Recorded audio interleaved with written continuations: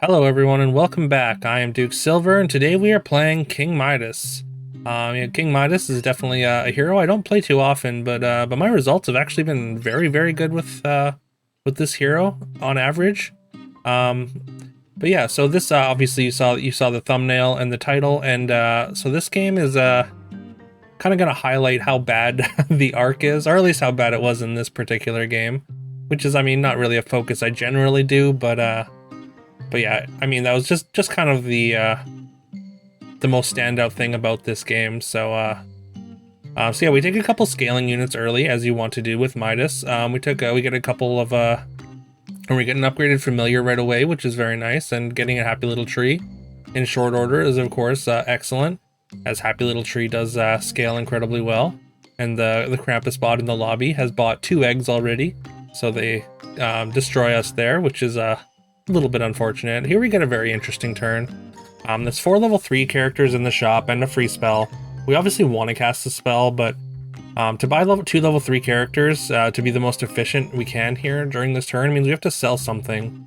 I don't really want to sell the tree because, I mean, if we just get a golden one, like, it scales super fast, and there's a lot of different ways for us to kind of get ahead with it. So I guess we have to sell the Mim, which is kind of weird because Mim is a very good with the tree, as well as it's just like a very solid card, but unfortunately we do have to say goodbye to it, and I think that's the correct play overall. Although we do get moderately punished by an earthquake there, but fortunately our falling stars is even better for us, or worse for the opponent than it is worse for us. And then here we get this option as well. You know, we've already got the upgraded familiar. I kind of want to take this other familiar and cast the spell, but I think the tempo play here is to just take 2 eggs. Like, we've taken 9 damage already. That's not an insignificant amount. So that's kind of what I want to do here. Although, like, if we find a monster book on 4, then we're gonna regret not taking this familiar. But we do go with the egg play, and we're still gonna cast a spell. We're gonna take 2. But we're gonna further our Cindy quest. We're gonna get a couple stats on the golden familiar here, and yeah, we roll into a happy little tree that we can lock for the upgrade here. So works out pretty well. We get earthquaked for a second time, which is very unfortunate, and our front line is gone very fast. And this water wraith on the Avella board is unfortunately able to take out our egg immediately. So, I mean, it saved us some health, but slightly regretting not taking the familiar there just for the long-term value. Even though we would have taken damage for sure, but probably not that much. But so I don't know. I think if I did it again, I would take the familiar. And unfortunately, Skip's puzzle rune, or skipping stone, sorry, is not great on Midas. Dark contract is good if you start buying evil characters, but we're not really in a position where a lot of evil characters are going to be particularly beneficial for us. So we went with the Ring of Regen just to try and sort of mitigate any health loss that we are going to take in the next few turns, and hopefully that'll sustain us long enough to find a way to take over the lobby here. So yeah, finding the monster book immediately on 4 again. We kind of regret not taking that familiar instead of the eggs. But we do find I was gonna cast the spell, but the fact that there's a creeper in the shop, I think a creeper is still definitely worth it. The happy little tree is going to be scaling a lot of health, and this monster book could cast falling stars, which I actually would have been more beneficial for the opponent than for us. So kind of glad it didn't cast it there. We had a chance to win that, but we lost to 50-50 where they attacked into our Shadow Assassin rather than our Creeper there. Again, we're thinking hard about taking this familiar after getting an upgraded monster book. That's one thing that makes the Wizard's Familiar so good on King Midas is if you can get monster books at level 4, then like, if you can get a couple of upgraded ones, then the scaling can get really out of hand. And I mean, just casting spells in general can lead to a lot of wins just from casting good, like, combat spells during combat. But we did end up taking a copycat, which is gonna kind of act like another monster book, basically. It acts like a more fragile monster book anyways. And we get another tie. We've gotten a lot of ties already this game. And then we find Heartwood Guardian, which is another character we were absolutely hoping for on level 4. It's a little late, but I think it's still worth taking. We're gonna have to cut this Shadow Assassin and play the Creeper in front, which is a little bit awkward. And then we get this shop, which is there's a golden Heartwood Guardian, but I don't think there's anything here that I want to sell, because I'd have to sell 2 things. The Shadow Assassin can definitely go. I guess I could have sold the copycat. Like, it's not that big a deal, but we end up just selling the Shadow Assassin and upgrading the Creeper, and then we lock the Heartwood Guardian for the next turn. And get a little bit of scaling on our happy little tree there. It's got a decent amount of attack now. Alright, now we're starting to win combats and not just tie them. So that's very good. And now we have a fight against the Krampus bot. And I mean, I know it's a little bit morally questionable, but we are gonna cast the Wish Upon a Star because it's basically free, and I mean you just have to do it, right? I mean, yeah, there's no no way to kind of justify not doing it just for the moral superiority there. We're abusing the bot, but I mean, anyone would do it in our spot, so. Yeah, so there's a good boy in the shop. We're a little bit far away from good boy. We would have to, I mean, obviously if we get an upgraded one relatively early, then that would be very good. But we do decide to roll past it as we're very set up for trees. And I think we wanted to give ourselves a chance to find Ashwood if we can, rather than commit to good boy and go that route. But we are gonna play down a character, but we do get a golden green knight here, which is gonna add a ton of stats to our board. And remember, it's only 5.1, although this Goldilocks is already level 6. And they do have a lot of attack on their board with the Evil Eye and the Sarcophagus and the Pumpkin here. They're gonna get their full value out of their Pumpkin. But we do have a ton of stats. We still have 4 characters standing there, but I mean the Cupid is going to be a problem if we don't get to attack into it. But fortunately, the attacks work out in a way that we do get to take out the Cupid. Now we need to find something else to upgrade our board here, or to add to our board rather. And we're going to take a Burnbeard. Normally, I don't like taking Burnbeard at all before an Ashwood, but again, it's only 5.2 now. Like we're a little bit ahead of schedule, so I think it's worth it, especially since we can scale it.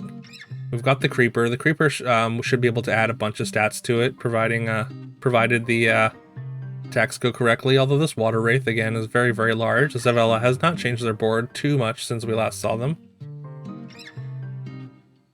But all those animals dying, plus the Eye of Ares, means that all their evil animals have a ton of attack here, and we battle ourselves into another tie, which I mean we'll take that. We're not losing health, but the board definitely didn't look like we were gonna tie at first, thanks to Avella's hero power though. They get out of there with a tie.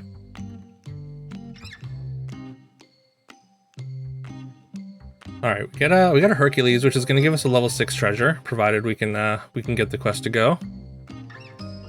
Yeah, we put it in position 1, and then we just switched up the boards and switched up the positioning in the cut there. And we've got a Bearstein comp there on skip. So a lot of animals in the lobby here. You don't often see animals in I guess mythic lobbies, because they're generally considered pretty bad, but yeah, I guess we're just gonna have a multiple animal lobby, or multiple summons lobby, which is kind of novel. All right, now we find our Ashwood, and I think we gotta sell 2 things, and there's an argument for keeping Creeper here, and like it might have been correct, but I figured the Wizard's Familiar has so many more stats that it's worth taking. So I think the extra, like, obviously the Creeper is going to get a bunch of attack, but with only 17 health, I think the Familiar just has a way better chance of having better breakpoints. So we're going to sell the book and the Creeper for the Ashwood here. As you can see, I did a lot of deliberating about it, and again, it might have been incorrect. Just to have the tree, it might have been better than or it might have been better off selling the familiar anyways. Again, this Goldilocks player has a ton of attack. They got Evil Eye plus double Boom Hilda now,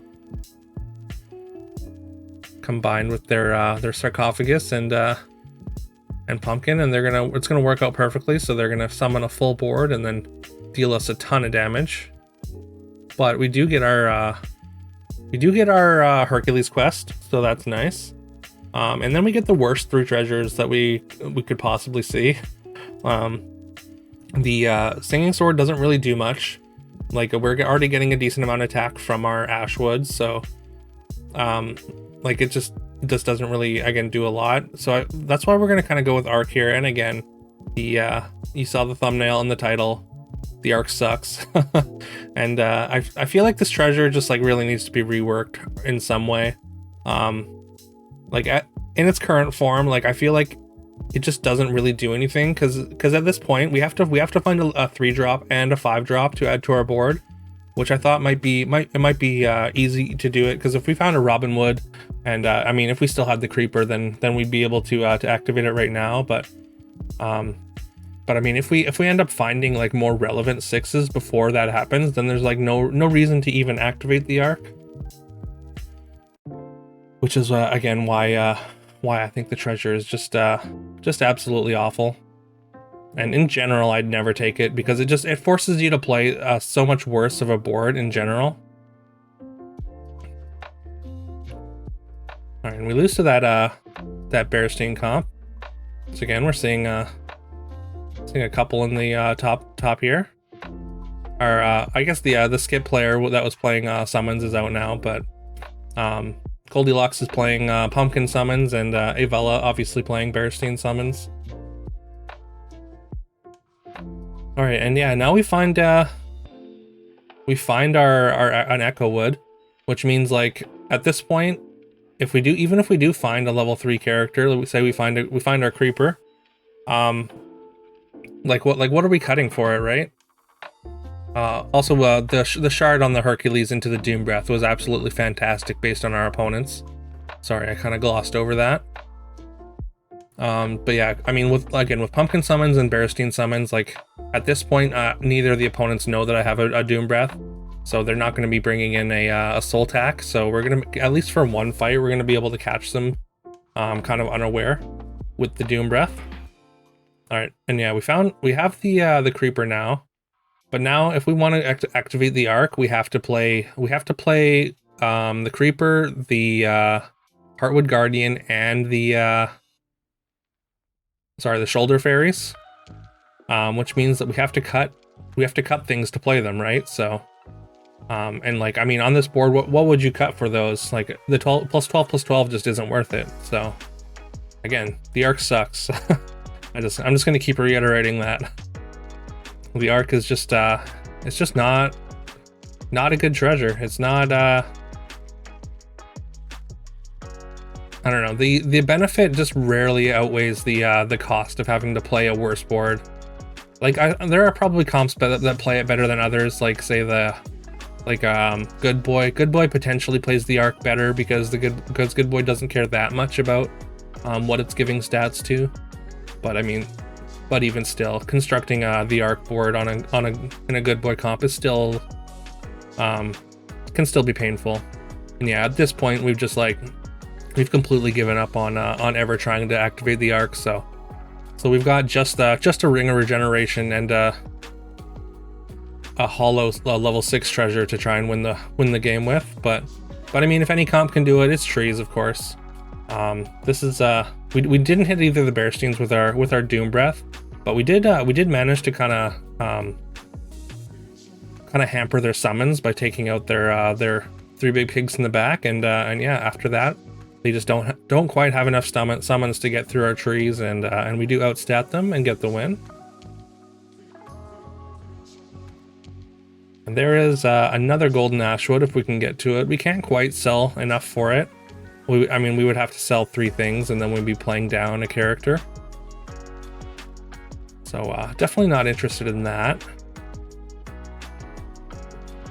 So we're just gonna lock it just in case of a tie, which I mean, there's been a lot of ties this game, so I think it's worth locking for. But this is more than likely the last fight, and we don't get to take out either of the pumpkins, but we do take out both Boomhildas, which is going to take away a ton of power from their summons. And as long as we can avoid most of the scam, we should be able to outstat this pumpkin comp.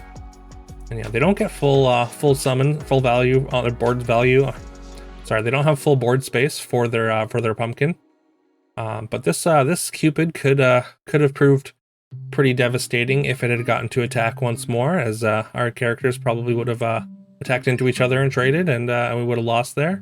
But we managed to survive, and yeah, we get the win there. So yeah, again, my average placement with Midas has been very good, and but for some reason I'm still kind of averse to playing him. Maybe it's I'm not entirely sure. Maybe it's just the play patterns, how it feels like you need to find specific things, or maybe it's just that treasures are fun. I don't know. But yeah, so again, the arc sucks. I'll say it again.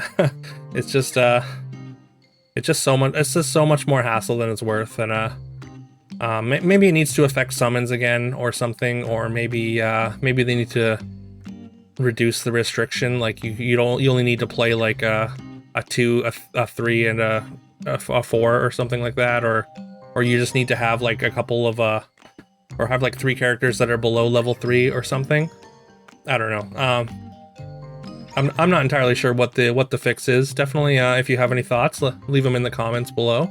And if you enjoyed this video, please leave a like and subscribe if you haven't already. It really helps the channel, and I really appreciate it.